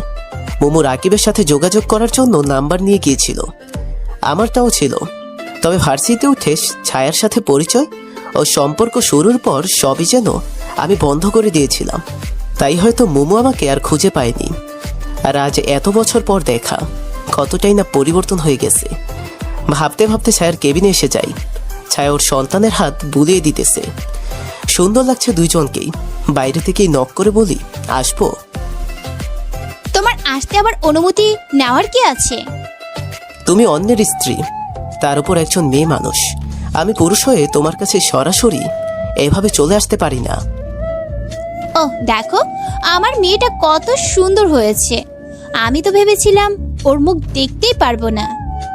এখানে আমি কিছু প্রশ্নের উত্তর জানতে এসেছি তোমার কাছ থেকে। কথাটা শুনে দুজনেই নীরব হয়ে যায়। নীরবতা ভেঙে সেই আগে বলল, হয়তো যা শুনতে চাচ্ছি তাই বলবে। শরীরে অদ্ভুত এক শিহরণ জেগে গেল। কেন জানি সব সত্য হওয়ার ভয়টাই হচ্ছে। তবু নিজেকে শক্ত করলাম। আর ও বলতে শুরু করলো, ক্ষমা করে দিও, তোমাকে ঠকাতে চাইনি, আবার হারাতেও চাইনি। কিন্তু প্রকৃতির কি লীলা খেলা, তোমাকে হারিয়েছি আবার ঠকিয়েছি। রাব্বির সাথে হঠাৎই পরিচয় হয়। পরিচয় হওয়ার ধারণাটাও অদ্ভুত ছিল। তবে আমার মনে তার জন্য অন্য কিছুই ছিল না। আমাদের সম্পর্কের ইতি ঘটার 4 মাস আগেই তার সাথে আমার পরিচয়। এতটুকু বলেই দীর্ঘশ্বাস ফেলল। আমিও অবাক হয়ে তাকিয়ে আছি তার দিকে, আর অস্পষ্টভাবে উচ্চারণ করি, তারপর সে আমাদের এলাকার এক ফ্লেক্সিলোডের দোকানদারের বন্ধু। সে দোকানদারের আবার আমার ভাই হয়, সেটা তো তুমি জানতেই। সেখান থেকে সালাম ও কথাবার্তার ফর্মালিটিস থেকেই আস্তে আস্তে পরিচয়। তারপর তোমার সাথে আমার ঝগড়া হলে আমার খুব মন খারাপ থাকতো। তখন উনি আমাকে সাহস ও মন জোর দিতেন। আস্তে আস্তে তার থেকে আকৃষ্ট হতে থাকি। আমি একটা দীর্ঘশ্বাস ফেলে বলি, তারপর তুমি যখন ওনাকে নিয়ে আমাকে সন্দেহ করতে এবং ঝগড়া করতে, তখন তোমার উপর খুব রাগ হতো। সব সময় মনে হতো তুমি আমায় বিশ্বাস করতে পারো না। তারপর সবকিছুই আমি ওনার সাথে আলোচনা ও নিজের কষ্টটা বোঝানোর চেষ্টা করি। উনি খুব সহজেই তখন বুঝে যায়। আর তোমার বিরুদ্ধে যতটা বললে আমি তোমাকে অবিশ্বাস করব, সেও ঠিক ততটাই বলে। এইবার আর কিছুই বলি না, নীরব হয়ে তার দিকে তাকিয়ে আছি। তোমার থেকে দূরে আমি একা ছিলাম, যদিও যোগাযোগ হতো তবুও একাকিত্ব আমার পিছু ছাড়তো না। তার সাথে পরিচয় ও আমার কষ্টগুলো সহজে বুঝে আমার প্রতি তার বিশ্বাস দেখে তার সকল কথাই আমি বিশ্বাস করতে থাকি আর তোমার থেকে দূরে যেতে থাকি। অতীতের ঘোরে যে কখন চোখে জল এসেছে তা খেয়ালই করিনি। নিজেকে সামনে নিয়ে জিজ্ঞেস করলাম, তারপর? আমার একাকিত্ব যেন রাব্বি দূর করে দিতে চেয়েছিল। যতই দিন যাচ্ছিল তার প্রতিটা কাজ আমার ভালো লাগতে শুরু করে, আর তোমার প্রতিটা কথায় আমার রাগ হতে থাকে। আমি রাব্বির গার্লফ্রেন্ডের সাথে ওর ব্রেকআপ করিয়ে আমি সম্পর্কে জড়িয়ে যাই নিজের অজান্তেই। কোনো কিছুই নিজের অজান্তে হয় না, বরং স্বার্থই টেনে আনে সবকিছু। হতে পারে সম্পর্কে জড়িয়ে যাওয়ার এখন আমরা দুদিক থেকে যে কোনো একদিকে যেতে হবে, হয় তুমি না হয় রাব্বি। তুমি তো আমাকে বিয়ের কথা বলেছিলে, তাহলে এসব কেন হলো? আমি চাইনি আমার মিথ্যা নাটকের সবার চোখে খারাপ হয়ে যাই, তাই আমি রাব্বির দিকটাই বেছে নেই। নিজের স্বার্থ ও সবার চোখে নিজেকে ভালো রাখতে তোমার সাথে পালানোর নাটক করি। কিন্তু সেদিন আমি স্টেশনে যাইনি তোমার সাথে, বরং গিয়েছিলাম রাব্বির সাথে। উঠে দাঁড়িয়ে পড়ি, আর হয়তো সহ্য করার ক্ষমতা আমার হচ্ছিল না। দাঁড়াও, এখনই কোথায় যাচ্ছ? যা জানার ছিল তা তো জেনে নিয়েছি, আরই বা জেনে কি করব? তোমার নিজের মনের প্রশ্নগুলো করবে না? কিছু কিছু জিনিসের অপূর্ণতাই শ্রেয়। হয়তো, তবে সেদিন একই ট্রেনে রাব্বির সাথে এখানে যাত্রা করেছিলাম, যাতে কখনো তুমি বুঝতেই না পারো যে আমি এখানে থাকবো। কিন্তু ভাগ্যের পরিহাসের কাছে হেরে গিয়েছি। অনিচ্ছায় হোক বা ইচ্ছায় ঠিকই তোমার চোখের সামনে পড়ে গিয়েছি। আচ্ছা, একটা কথা। বলো। তাহলে তোমার বাবা কেন বলল তোমার বোন মায়া আছে, যাকে রাব্বি ধর্ষণ করেছে? আর কেনই বা তুমি তোমার বাবার সাথে মিথ্যা বলবে? উনি আমার চাচা, বাবার যমজ ভাই। বাবা বছর দুয়েক আগেই মারা গিয়েছে, তবে ওনাকে বাবার সবটাই বলে গিয়েছে। আর ওনার মেয়ের নামে মায়া, যাকে রাব্বি নামের একটি ছেলেই ধর্ষণ করে। ছেলেটির শাস্তি এখনো হচ্ছে, তবে বাবা মারা যাওয়ার উনি অদ্ভুত হয়ে গিয়েছে। তাদের দুজনের জীবনের ঘটনা একত্র করেই বলে। ও, অদ্ভুত তাই না? তবে এটাই সত্যি, যমজ মানুষের ক্ষেত্রে অনেকটাই সময় একরকম। তবে উনি মিথ্যা বলেনি, বরং দুটো ঘটনাকে একত্র করে একটি বানিয়ে বলেছেন। ও আচ্ছা। আর আমার এই অবস্থা হয়তো আমারই পাপের ফল। সে আমার রূপকেই ভালোবেসেছিল। কাজের চাপে যখন আমার রূপ নষ্ট হতে থাকে, তার সাথে আমার দূরত্ব বাড়তে থাকে। এ নিয়ে ঝগড়া অশান্তি তো লেগেই থাকে। এক পর্যায়ে সে আমায় পতিতালয়ে বিক্রি করে দিতেই চেয়েছিল। পুলিশের কাছে গিয়েও কোনো লাভ হয়নি, বরং উল্টো ক্ষতির সম্মুখীন হচ্ছিলাম। তাই তো স্টেশনে ছিল আমার শেষ ভরসা। তারপর দুজনেই আবার নীরব হয়ে যায়। নীরবতা বজায় থাকে আমাদের মাঝে অনেকক্ষণ। তবে এইবার নীরবতা ভেঙে আমি বলি, কালই চলে যাচ্ছি এখান থেকে। ভালো থেকো, নিজের এবং স্বামীর সন্তানের খেয়াল রেখো। স্বামী? সে স্বামী হওয়ার যোগ্যই নয়। আজ তোমার মুখে ভুলটা তার, এখানে তোমার কম ভুল নেই। সে যদি ভুল বুঝতে পেরে সবটা ঠিক করতে পারে, তাহলে তুমি কেন নয়? সে কিছু বলতে চেয়েও বলতে পারেনি, কারণ কেবিনে নিপা, ছায়ার বাবা ও রাব্বি প্রবেশ করে। তাদের দিকে তাকিয়ে আমার দিকে অবাক হয়ে তাকায়। আমিও মুচকি এসে সেখান থেকে চলে আসি। জানি না সে হাসিটার মানেটা বুঝতে পেরেছে কিনা। তাকে আজও যে ভালোবাসি, না তা নয়, বরং তাকে আজও ভালোবেসেও ভালোবাসি না। আমি তোমার হাসির মানেটা বুঝতে পেরেছি। এই হাসিটা যে 4 বছর আগের সেই হাসিটা, যেটা দিয়ে তুমি আমাকে বোঝাতে আমার কষ্ট তুমি সহ্য করতে পারো না। তুমি থাকতে আমাকে কষ্ট পেতেও দিবে না। কিভাবে তুমি অসম্ভবকে সম্ভব করো জানা নেই।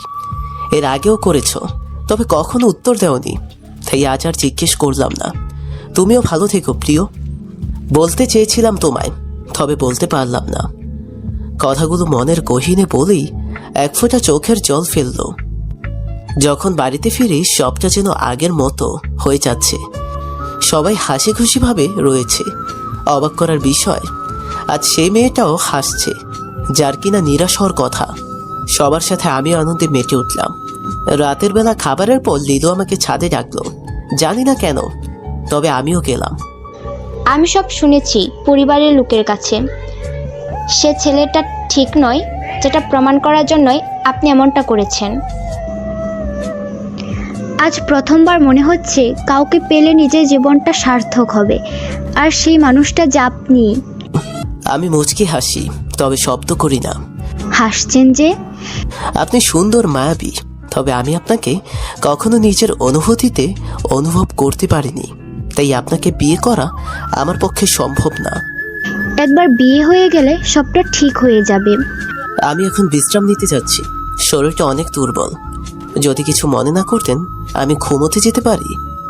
সে আর আটকায়নি, ভাবে তার প্রতি রাগ করে কথাগুলো বলতেছি, তাই মন খারাপ করে হ্যাঁ সম্মতি দেয়। আপনি হয়তো আজ না করছেন, তবে একদিন হ্যাঁ ঠিকই করবেন, আর আমি সেই দিনটার জন্যই অপেক্ষায় থাকব। আমি জানি আপনার জীবনে কেউ নেই, তাই তো কেউ হয়ে উঠতে চাই। কাল সবার সামনে আপনি হ্যাঁ বলবেন। মনে মনে কথাগুলো বলে সেখান থেকে চলে যায়। বিছানায় শরীর এলিয়ে দিতেই চোখ দুটো বন্ধ হয়ে এসেছিল। সারাদিনের দখল যেন অনেকটাই দুর্বল করে তুলেছে।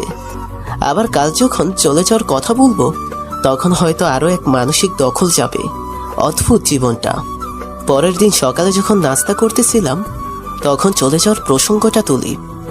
এমন কথায় সবাই অবাক হয়। লিলু সেই তালিকার বাইরে নয়। সে ভেবেছিল হয়তো কাল রাতে মজার ছলে বলে দিয়েছি, তবে এতটা সিরিয়াসলি বলেছি সেটা আর বুঝতে পারেনি। আমার কাছে সবাই নানা প্রশ্নের উত্তর জানতে চাচ্ছে, তবে আজ কারো প্রশ্নের উত্তর দিতে বাধ্য নই। তাই তো চুপচাপ তাদের প্রশ্নগুলো শুনে না শোনার ভান করে বসে আছি। এত কথা বলার পরও যখন উত্তর পায় না, তখন তারা ঠিকই বুঝে যায়, আর কথা বাড়িয়ে লাভ হবে না। আমিও নাস্তা শেষ করে রাকিব মোমুদের উদ্দেশ্যে বেরিয়ে পড়ি। মোমুর বাড়ির যাওয়ার কথা দুপুরে, তবে আমি একটু আগেই যাচ্ছি। জানি না কেন যেন মোমুর প্রতি এক অদ্ভুত টান অনুভব করছি। আমি সেখানে পৌঁছে দেখি রাকিবও সেখানে রয়েছে। আমাকে দেখে দুজনেই ভূত দেখার মতো তাকিয়ে আছে। কিভাবে এত তাড়াতাড়ি? কেন, এসে কি বিপদে ফেললাম নাকি? আমার প্রশ্নের উত্তর শুনেও তারা শোনেনি। একে অপরের দিকে তাকিয়ে কিছু একটা ইশারা করলো। কি রে, কি ইশারা করছিস? কি লোকাতে চাচ্ছিস? চল আমার সাথে ওই দিকটায়। আর কিছু বলতে না দিয়ে টানতে টানতে বাড়ির পশ্চিম দিকে নিয়ে আসে, আর মোমো বাড়ির ভেতরে চলে যায়। সেখানে নিয়ে এসে কি সব আজগুবি কথাবার্তা বলছে, আমার মাথায় ঢুকছে না। তবে মোমোর এভাবে চলে যাওয়া আমাকে খুব ভাবাচ্ছে। হঠাৎই নজর গেল ঘরের জানালা দিয়ে ভেতরটায়। হয়তো অবাক নয়, বরং শকড হওয়ার মতোই কিছু ছিল। তার কিছুক্ষণ পর মোমো চলে আসে। দুপুর পর্যন্ত সবাই জমিয়ে আড্ডা দিই। তারপর দুপুর 4টায় ট্রেনে যাওয়ার পালা আসে। সবাইকে নিয়ে স্টেশনে চলে আসি। অপরদিকে লিলুর পরিবার ও আমার পরিবারও চলে আসে। ট্রেন ছাড়ার ঠিক মিনিট 5 আগে হাতে একগুচ্ছ গোলাপ নিয়ে 1 পা 2 পা করে এগিয়ে যাচ্ছে লিলু। তবে সে পৌঁছানোর আগেই আমি মোমোর সামনে হাঁটু গেড়ে বসে পড়ি। এই ছন্ন ছাড়া জীবনের একজন হবে কি? ভালোবেসে এই অমানুষটাকে মানুষে করবে কি? হাসতে শেখাবে কি নতুন করে? আবার হবে কি আমার হাসির কারণ? রোজ সকালে চোখ খুলে তোমাকে দেখতে চাই, এ দুটো চোখ। সকালে ভিজে চুল যখন চিরুনি ধোয়াবে, তখন তোমার চুলের ঘ্রাণ নেওয়ার সুযোগটা কি দিবে? ভালোবেসে সারাটা জীবন পাশে চলতে চাই, অধিকারটা কি দিবে? রাগ অভিমান করার অধিকারটা কি দিবে? ভালোবাসি প্রিয়, অনেক বেশি ভালোবাসি। চলো না দুজন নীল আকাশে ভাসি। বিয়ে করবে আমায়? মোমো অবাক দৃষ্টিতে শুধু তাকিয়ে আছে। সে হয়তো এটা কল্পনাও করতে পারেনি। তবে এমন প্রপোজ দেখে রাকিবও বলতেছিল, এই সুযোগটার মিস করিস না। স্টেশনে থাকা প্রত্যেকটা ব্যক্তির নজরে ছিলাম। হ্যাঁ, করবে জানতাম, তবে না করতেও পারে। বিষয়টা মনে ভয় নিয়ে এসেছিল, তবুও বলে দিয়েছি। আর সে হ্যাঁ করেছে। পেছনে ফিরে লিলুকে দেখতে পাই। সে একগুচ্ছ গোলাপ এঁকে দিয়ে শুভকামনা জানায়, চোখের জলগুলো আড়ালেই রেখে দেয়। সে ট্রেনেই আমরা সকলেই ফিরে আসি। লিলু হয়তো সত্যিকারের ভালোবাসা পেয়েও হারিয়ে ফেলেছে, তবে সে আমার হাসিতেই নিজের সুখটা দেখে নিয়েছে। তাই সবটা হাসি খুশি মেনে নিয়ে শুভকামনা জানিয়েছে। মোমোর বাড়িতে জানালা দিয়ে শুধু তার নিজের ছবিগুলোই দেখতে পেয়েছে। মোমোর খাটে মাথার উপরে আমার ইয়া বড় একটি ছবি, যার মধ্যে লেখা ভালোবাসি প্রিয়। এমন করে কেউ ভালোবাসতে জানে সেটাও অজানা ছিল। তাই তো হারাতে চাইনি, বরং ভালোবেসে আঁকড়ে নিতে চেয়েছি। সে ভালোবাসে না এরকমও নয়, বরং তার মনের অনুভূতিগুলো জেগে উঠেছে। ছুপ ছুপ ট্রেন চলছে। ট্রেনের সাথে সাথে নতুন একটি জীবনের সূচনাও চলছে।